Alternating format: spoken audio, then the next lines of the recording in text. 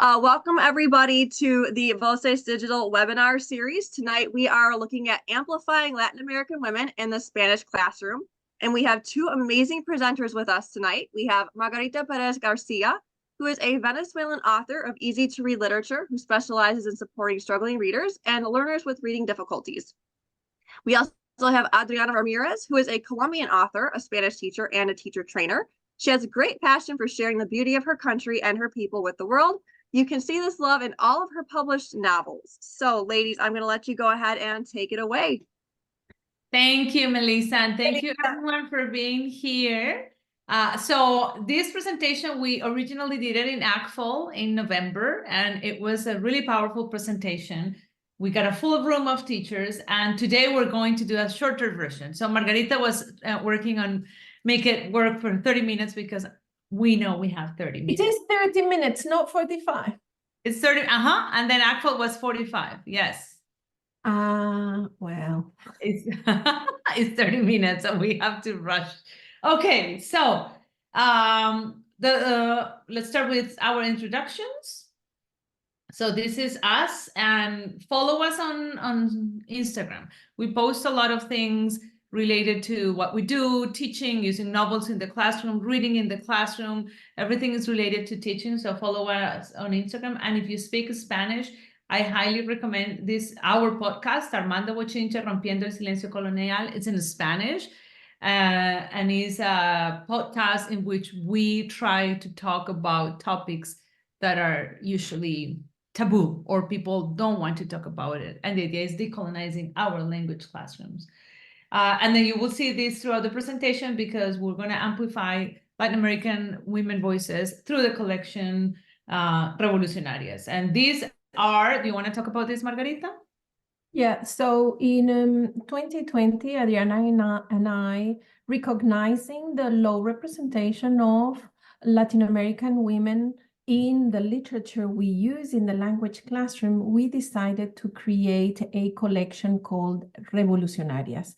The collection is a collection of historical fiction where we bring to the table, to the light, one important Latin American woman who has been forgotten or put aside in history.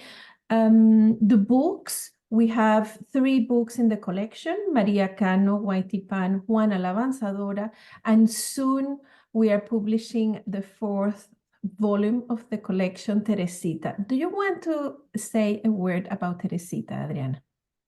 Teresita is a very powerful story that talks about intersectionality. And through her story, we will learn really what it means, that concept of intersectionality. And she is an Afro-Colombian musician, pianista, someone that plays the piano. I don't know how to say it in English. And her story is so powerful, so inspiring. And she has been a revolucionaria. The book is almost out. I think within the next month should be out. Okay, if you move to the next slide. Okay, the books are quite particular because the books they are not only historical fiction. At the beginning of each book, there is a historical context and maps and references so that the student can situate themselves before reading the story. There is the fiction, but at the end of each of the book, there are 2 or 3 key themes that we talked about with some depth. And at the end of each theme, we have key questions or preguntas para pensar to encourage the students to use the book as a springboard for a critical education. At the end of the book, we also add a non-fiction dossier where we speak at length of some of the key historical themes. So it is a combination of 3 things, fiction, non-fiction, and critical education. Mm-hmm. A lot of critical thinking comes from these books. And so why did we do this? Adriana is going to explain the context of Yuga. So we know, and as women, we all know that history has been written by men, told by men, and we basically have been left out of history books. But we've done so much. We are part of history. We've changed things. We have created change, but it's not as amplified and it's not as known as should have been, because history has been written for men and by men. So the purpose is amplifying the voices of Latin American women that have been revolucionarias. You said this. Mm-hmm.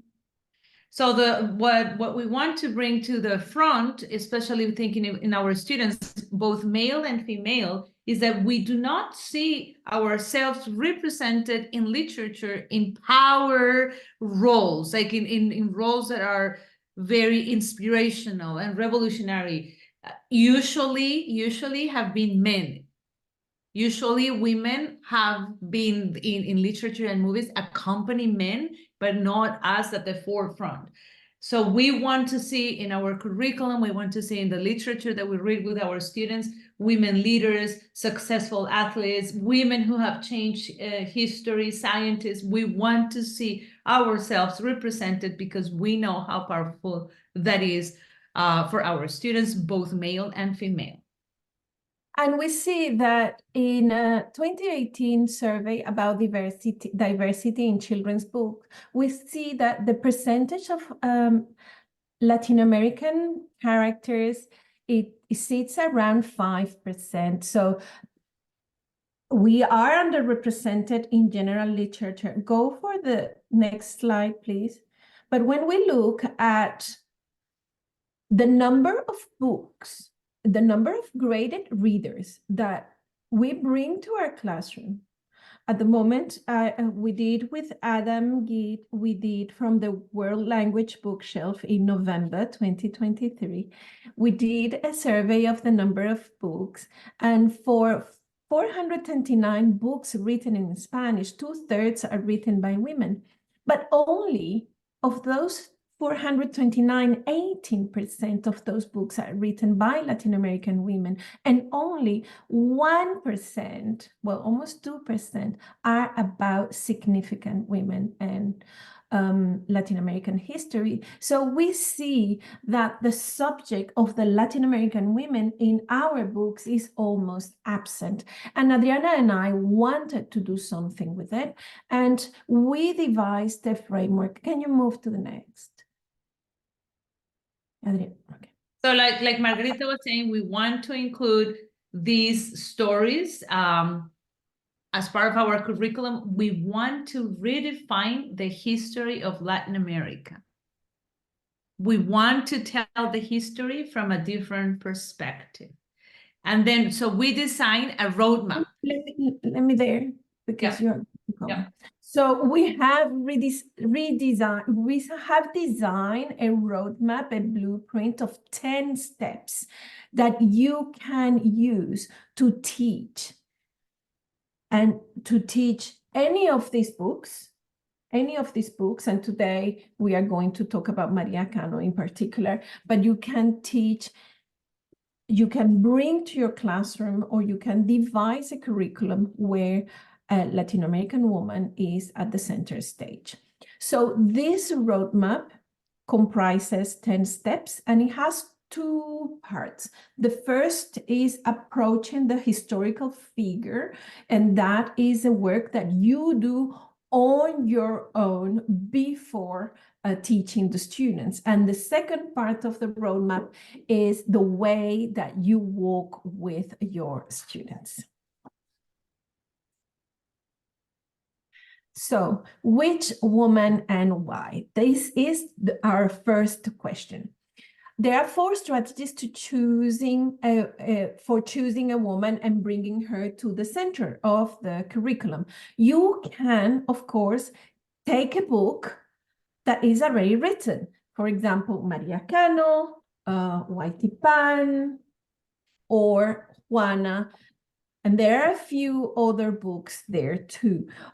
Use a recommended women from their collections, like such as this map of important Latin American women in history. You can choose a woman by their connection to a specific topic. For example, if you are going to talk about lands rights, you could talk about Pan. If you are going to talk about slavery, you can choose another woman, or choose a woman by their connection to the students' or teachers' heritage.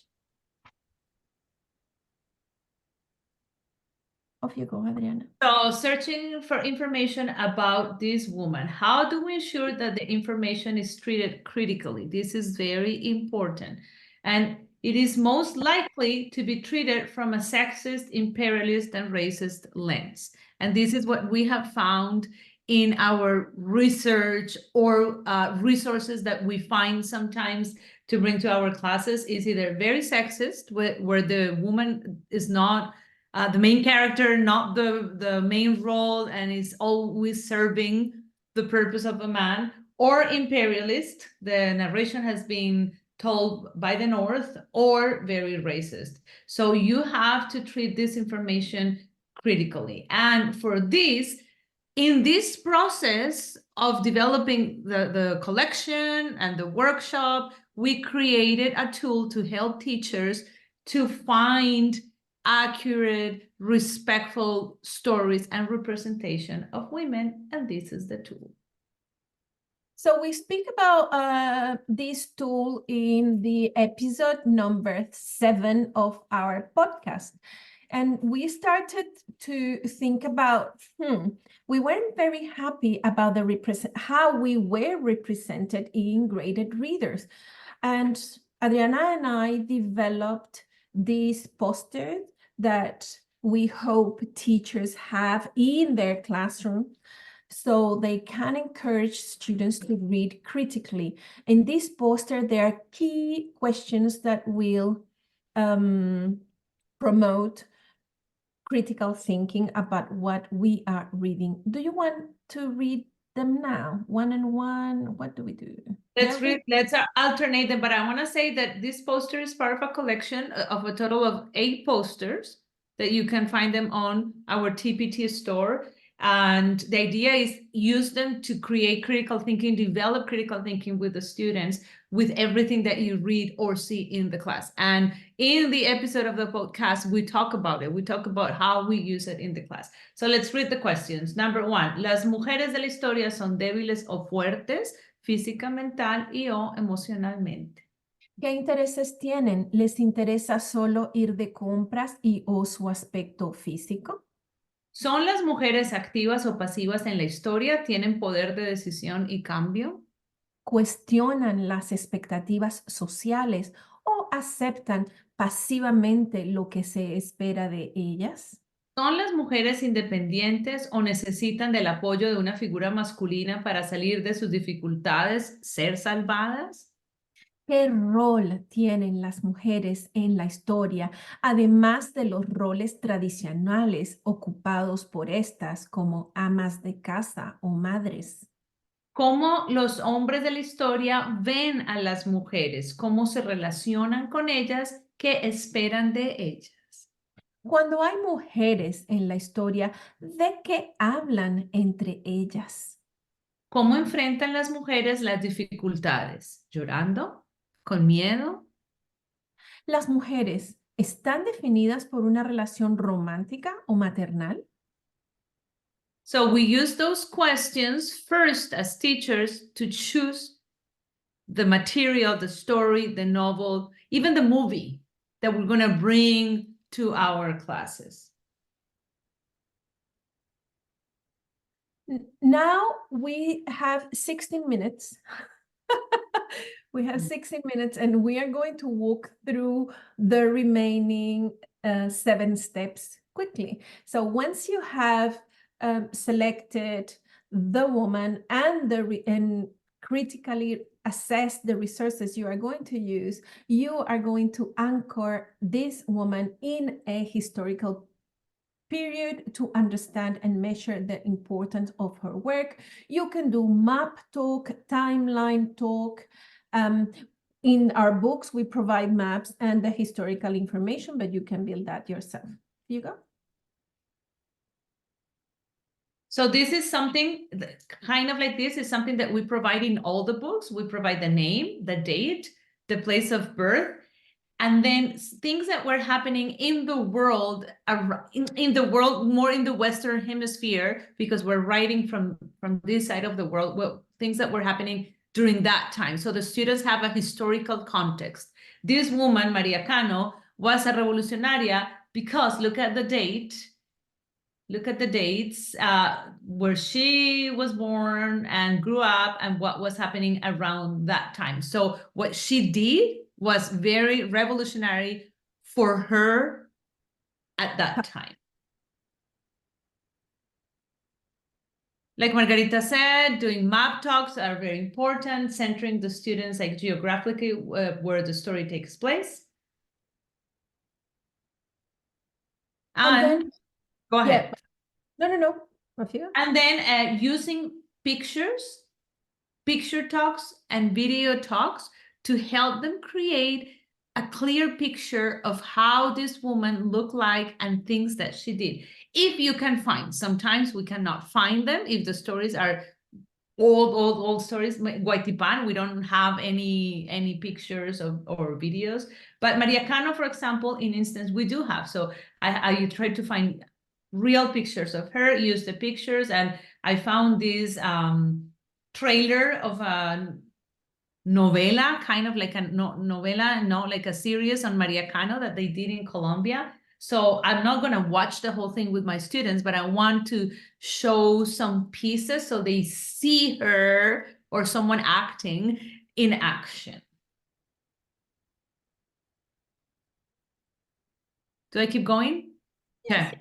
Things that we can do with the video. Pre-teach words. If you find those videos and you want to show part of the videos, pre-teach the words. Explain what they will hear in the video. Sometimes they won't understand everything. They won't understand all the Spanish that is happening in the video, but that's okay. The purpose is not for them to understand all the Spanish, but if you pre-teach some words, explain what is going to happen, of course, in the target language, prepare them for what they're going to see. You have been learning about her. You have been reading her story. So they're going to make a lot of connections, and the video is going to help them create a better, more powerful mental representation. Play part of the video, stop and talk about it. What do you understand? What happened? Have discussions.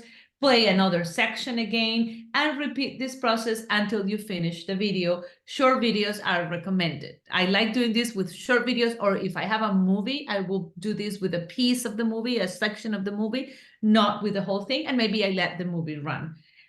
I love using a graphic organizer to summarize the ideas from the video. Maybe the sun, or maybe a T-chart, something that helps them summarize the idea. Sometimes I ask them to do it, or I do it with them.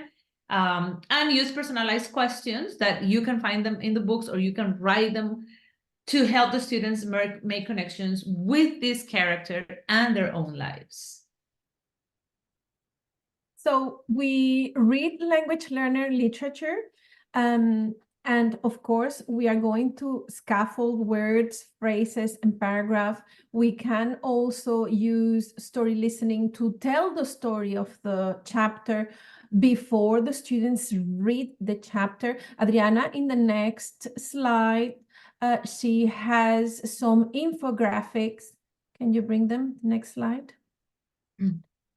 She has some infographics that are going to familiarize the student with the vocabulary of in this case, the first chapter of the book. In this case, in Maria Cano, this is almost the first paragraph when she says, no encajo en esta sociedad, no encajo con lo que la gente espera de mí, no encajo con las expectativas que la sociedad tiene para las mujeres, but to expose the students to be able to understand, encajar, she is going to bring it to the light through infographics. Same with later in chapter 1, there is a whole section of what women cannot do, and she's going to bring this to the front through those infographics. And using also personalized questions to repeat these expressions. So very important to create connection to this woman's story and the present time. And this is where we use, if you're using the books, questions, preguntas para pensar, that's how we call it in the books, questions to think about. It's very important to help the students make a connection with the story that they're reading and the present time. What is it that we're living right now that we can connect to this woman? What can we learn from her? What can we do right now that we can take from her story and her inspiration? So if you're into the books, they are there, but you can also write these questions. Yes. And I think this is one of the most beautiful parts of the book, because we start from history, but we make history something that is present and urgent today. And these are these critical questions from María Cano. For example, ¿qué aspectos de la historia de María Cano te llaman más la atención? ¿Por qué es importante luchar por los derechos de los trabajadores? ¿Piensas que esta lucha ya ha terminado? ¿Por qué sí? ¿Por qué no? ¿Cómo es nuestra sociedad hoy? ¿Diferente a la sociedad en la que vivía María? ¿Cómo es nuestra sociedad hoy? ¿Similar a la sociedad en la que vivía María? ¿Por qué cosas luchamos hoy en la sociedad? ¿Por qué cosas a ti te gustaría luchar? ¿Por qué es importante luchar? María usó sus privilegios para luchar por un mundo mejor. ¿Cómo podemos nosotros usar nuestros privilegios para que nuestro mundo sea un mundo mejor? So as you can see, it's not only learning about like revolucionarias, it's not only amplifying these women, is developing critical thinking. It's making our students develop and push their thoughts and be critical of the world where we're living right now. And think about their place in the world. In the world, what can they do and what can they do now? So also this is tied to what we said before, not only preguntas para pensar to develop critical thinking, but also personalized questions to make them think about their place in the world. And we also have the personalized questions there. It's very tied together to the previous section. And then we bring back this Leyendo con Lupa to work with the students. Now the second time is to work with the students. Go ahead, Margarita. No. I mean, off you go. What I do personally is that I have the poster by my extensive reading library. And so anytime we talk about any book, being a revolucionaria or not, we bring these questions to the front and we reflect with them. And you will be surprised at the many things they find that are not all right, because we are more than women, companions, the support of a man who is the lead of a story. Can you tell us more? We have 7 minutes, Adriana, but I love how you use it in your classroom. Can you tell us more about this? So with my IB students, when they are in their third year of Spanish, they choose IB, or any third year student or any AP student, this would be like a really powerful tool. So we're learning about gender stereotypes. So I bring María Cano and we read María Cano while learning about gender stereotypes and feminism. So it fits perfectly in those themes that I talk about in the curriculum. And with these questions, they are our guide for all the books, not only María Cano, but other books. So we read María Cano, but they read other books from the classroom library with these questions as a lens. And then they have to write reviews, because I have to teach them different writing formats, one of them being a review. They have to write reviews of these books using these questions as a lens to analyze, to critically analyze the books. It's very powerful when you give your students tools to use and lenses to see, they see. And sometimes they even see more than what we can see. And it's very powerful to see the analysis of and the things that they start seeing, and they even start picking up things in commercials and in movies and in things that they see in their daily lives and bring it back to the class, and we have discussions about it.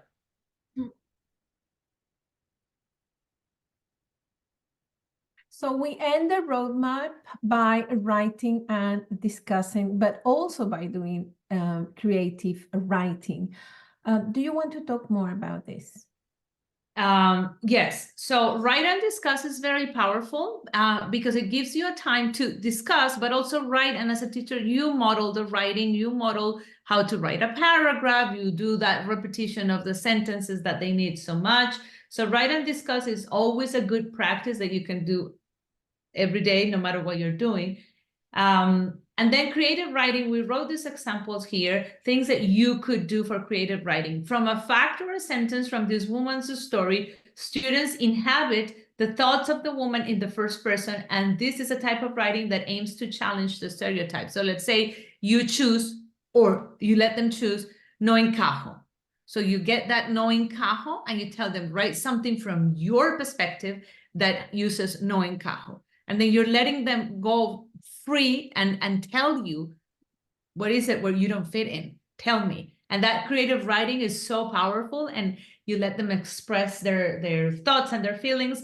Number two, you can use images or videos showing gender reverse roles. I'm going to show you some examples and explore with them their feelings and thoughts about them and write about it. Or in a class discussion, students are guided to identify the biases we have internalized. And these are some examples of the gender role reversal images. So just showing that and tell the students, and I do it. Actually, I show these images and say, what do you see? What is different? What's the message of this image? Write about it.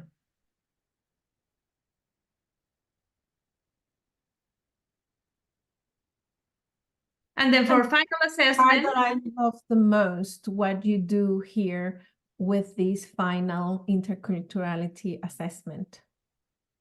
so with this final assessment, something that I always try to do is bring interculturality to the forefront of assessment. So I am not going to assess my students necessarily on Maria Cano.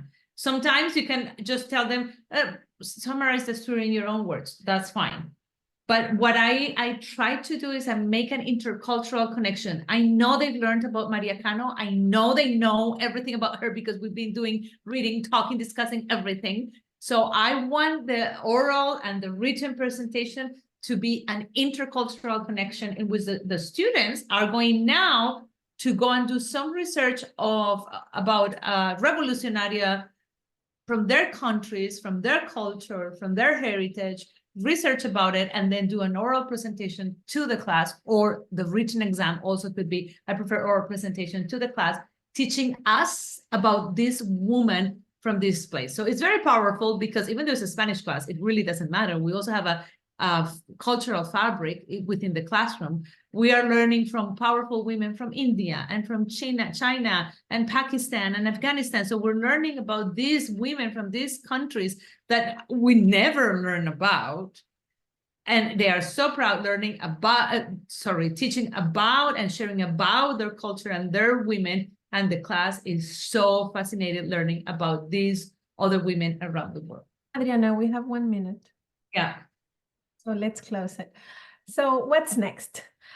You can get the books of the collection. If you have your phone by, you go straight to Voces Unplugged. They are distributing our books. Perhaps, Melissa, you can put the link on the chat. You can listen to the podcast. You have also the link to Spotify. We are now airing episode 8. You can follow us on Instagram at Veganadri, at Mrs. Perez Garcia, and amplify your work. And you can use this video, even if we were at double speed, You can use this video and pause wherever you need to start teaching Maria Cano right now. I think it's a good experience, and we have provided you a nice blueprint that will bring this important woman in terms of gender stereotypes and the work she did for workers' rights to the forefront of your classroom. You want to say something, Adriana? No, that's it. Thank you so much. We made it happen in 30 minutes. Yes. In the following slide, no, the next again, Adriana and I compiled a list of some inspiring women that you can also bring to your classroom, and hopefully, yeah, and it's the end. Quiero más. Oh, well, we have at least 2 other Latin American women who hopefully will join the collection with women from the country this year. So I'm really looking forward to that. How do we get a certificate for attending the webinar, Melissa? I am not entirely sure, but I will look into it tomorrow, and I'm sure if there is some, they'll have your email and they'll get those out to you. Any question?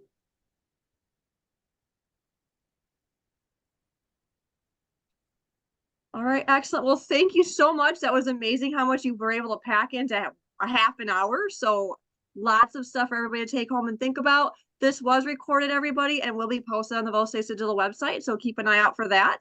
And thank you so much, ladies, for your presentation. It was so wonderful. Melissa, do we have a couple of minutes so I do ask a question to Adriana? Yeah, sure. I'm just going to stop the recording. You can go ahead and do that. Oh, you can leave in the recording, actually. Oh, okay, sure. Okay. Adriana, I do have a question as a teacher. It's a question I am asked also often. What do we do with those books where there is a stereotypical representation of a woman? And when your students find that, what do you do with the books? You're not going to put them in the garbage bin. So what do you do with those books, and how do you use Leyendo con Lupa with those books? So I have a lot of books that my district bought years ago that if I put them through the Leyendo con Lupa poster and questions, they won't pass the test. So I wouldn't use those books on their own. Like, let's read this book. I wouldn't do it. So we read Maria Cano. We do the gender stereotypes. We read that unit, and with that unit, I introduce Leyendo con Lupa. In my case, I do it there. And then once they have the tool of Leyendo con Lupa, I bring out some of those titles that I already have. I'm not going to throw them away either. I already have them, and I say, okay, now we have Leyendo con Lupa. We know these. Let's read these other books. And I let them do free voluntary reading, and they choose the title. Let's read these books with this Lupa now. Now you have the Lupa. Let's read them with the Lupa. And you would pay to see their faces when they're reading in class, and they know the questions, and I have the poster there, and like, oh my God, Ms. Ramirez, this is so awful, this is so sexist. But these are things that I love that they can see now. It's priceless when you see young people being able to identify sexist behaviors or racist behaviors or homophobic, like, it's so beautiful and so powerful when you see this happening. So that's how I use the Leyendo con Lupa also with those books that I already happen to have. Thank you. And thank you, everyone. I hope this presentation has inspired you to bring these important women to your classroom. Thank you.